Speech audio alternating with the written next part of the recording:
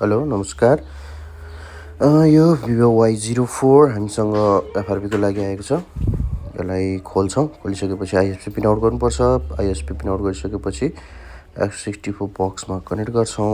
f64 बक्समा connect गरिसकेपछि यसलाई आइडेन्टिफाई गर्नुपर्छ। आइडेन्टिफाई गर्दाखेरि चाहिँ डिटेक्ट हुन्छ, आइसी डिटेक्ट हुन्छ।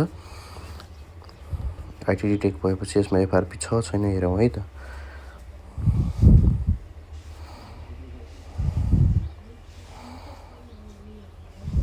यसमा एफआरपी एक्टिभ छ।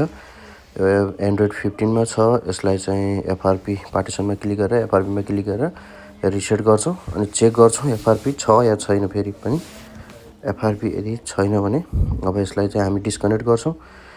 डिस्कनेक्ट गरिसकेपछि बोर्डमा लगाएर हामीले यसलाई चेक गर्छौँ है त।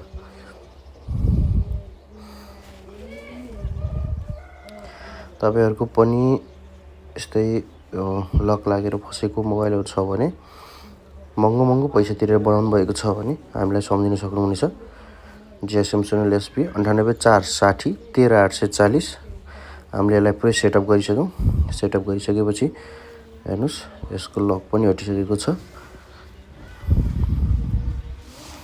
मोबाइल चाहिँ टोटली अन भएको छ है त।